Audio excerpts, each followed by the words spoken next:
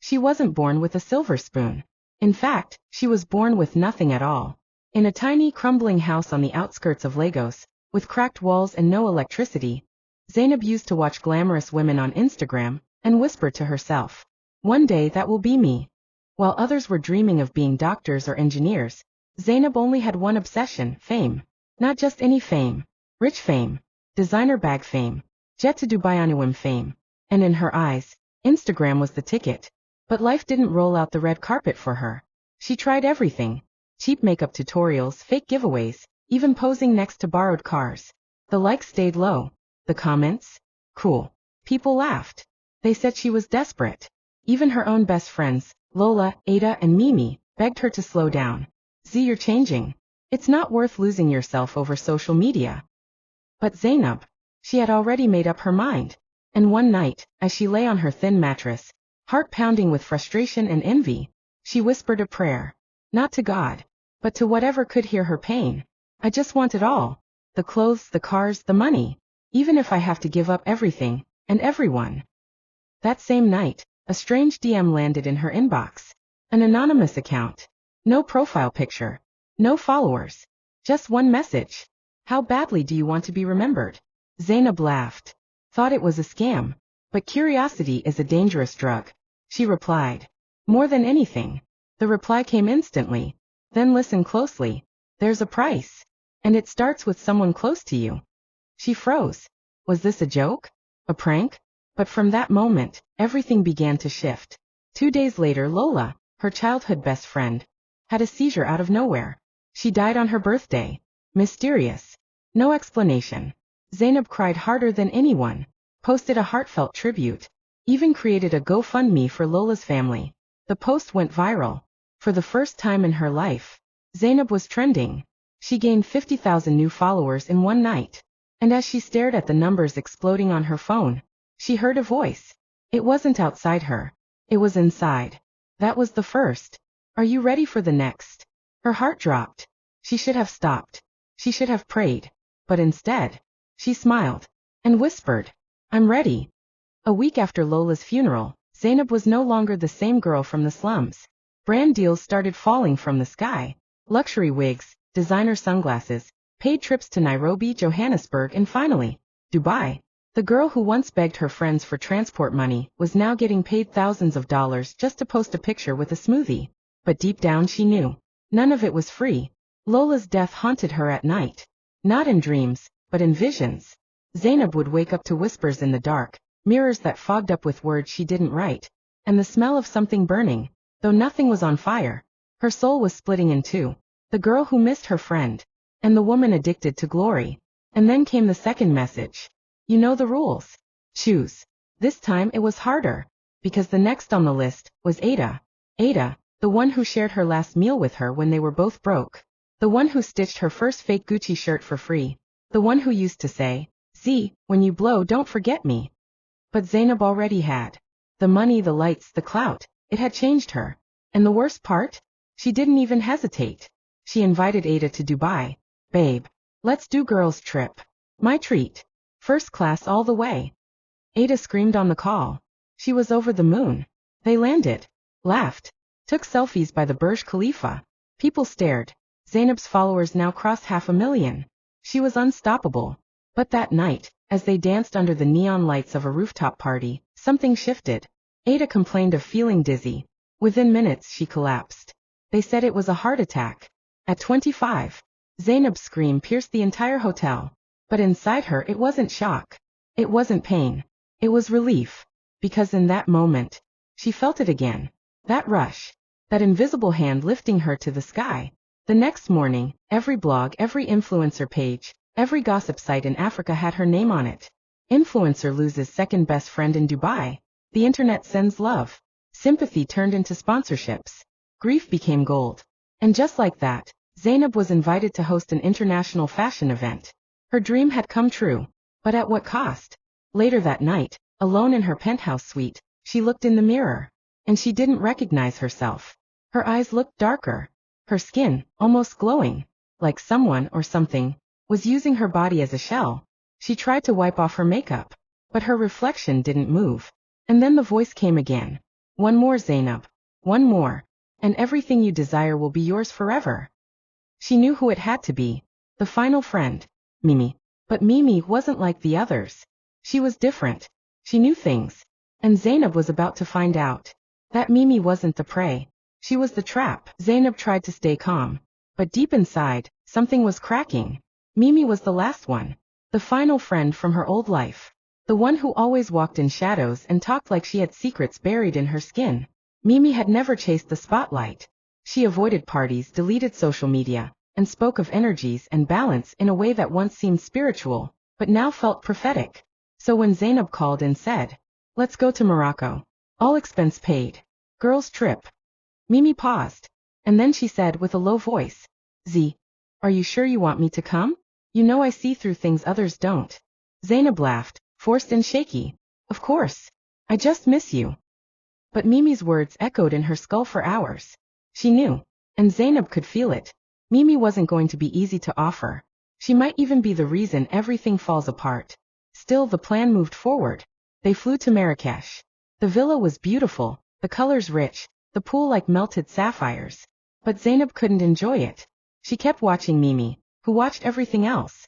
Mimi touched the soil with her hands, lit candles at night, whispered before sleep. "There's something around you, Zainab," she said on the second night. "It's old, ancient, and it's feeding off your ambition." Zainab pretended not to hear, but the voice came again that night. She must go, now. If she stays, everything breaks. Zainab started to cry. She was tired, exhausted. Her hands weren't just bloody, they were haunted. She walked outside. Mimi was already sitting in the garden, eyes closed, facing the moon. "You called something you don't understand," Mimi whispered. "They never give you anything without taking more. Look around, Z. You've been taking and taking, but the moment you stop giving, they'll come for you." Zainab shook. "Then help me," she begged. "I want out." But Mimi shook her head. "No. You don't want out. Not yet. You still like the taste of power." The next day Mimi was gone. Vanished. Her bag still in the room. Her passport untouched. But no one saw her leave. No cameras. No witnesses. Just an open door, and a feather on her pillow. Zainab lost her mind. She screamed, broke mirrors, pulled her own hair out. The voice didn't come that night. The mirrors stayed quiet. The world went silent. And then the next morning, her follower count dropped by 100,000. Sponsors pulled out. One brand posted, "We've cut ties with Zainab. Too many dark rumors. We don't work with witches." Just like that, everything started falling apart. She got death threats. People dug up old photos. Started asking questions. She was always around when someone died. Zainab tried to post a crying video, but no one believed her tears. And as the sun set on her once perfect life, she received a final message, written in blood-red letters on her mirror. She was not an offering. She was the balance.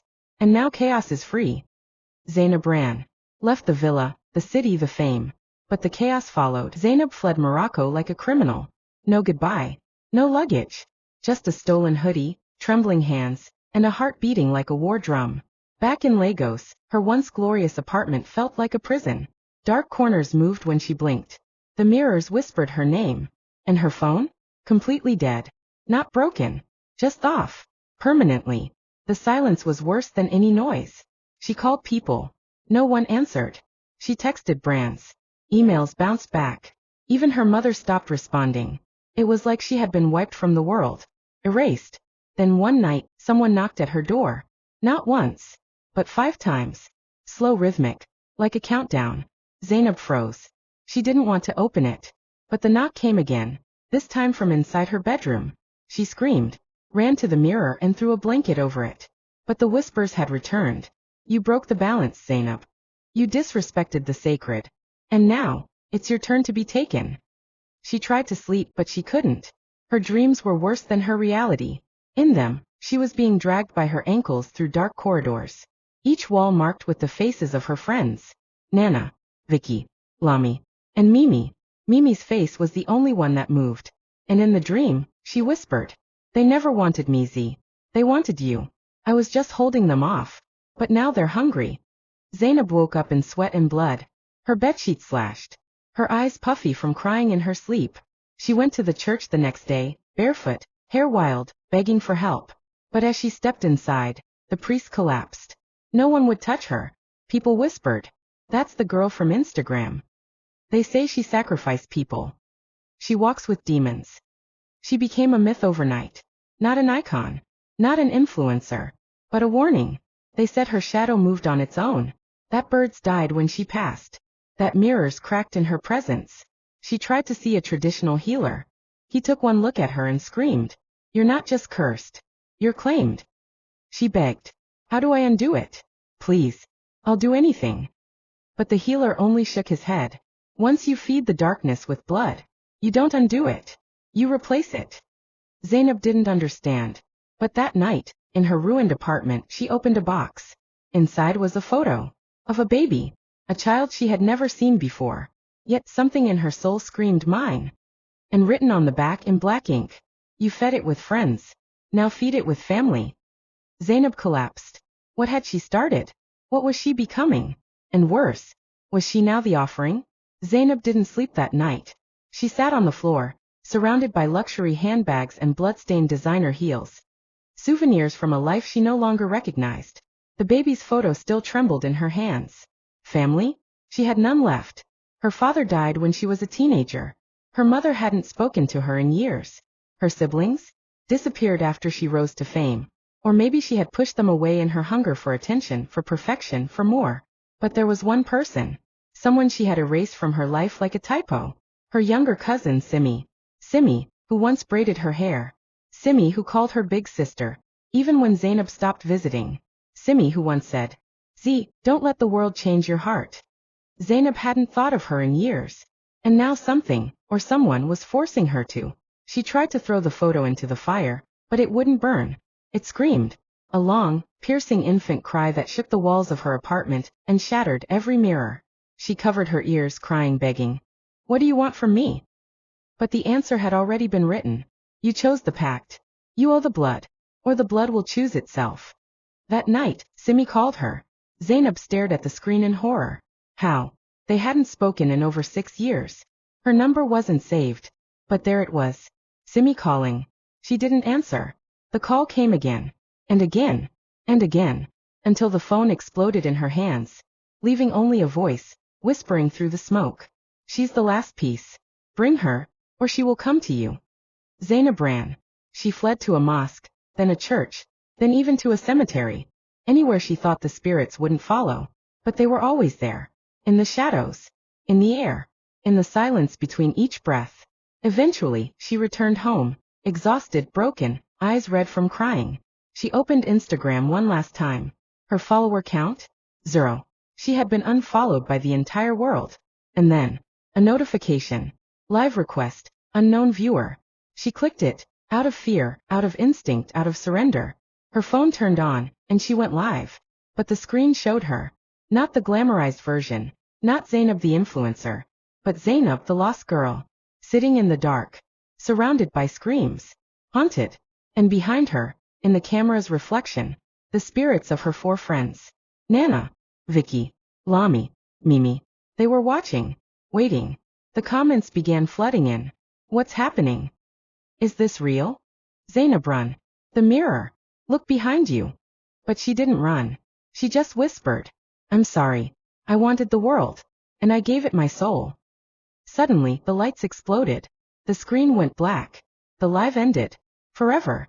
No one ever saw Zainab again. But months later, a new influencer appeared on Instagram. Young. Beautiful. Glamorous. Living in a luxury penthouse in Dubai. Her name?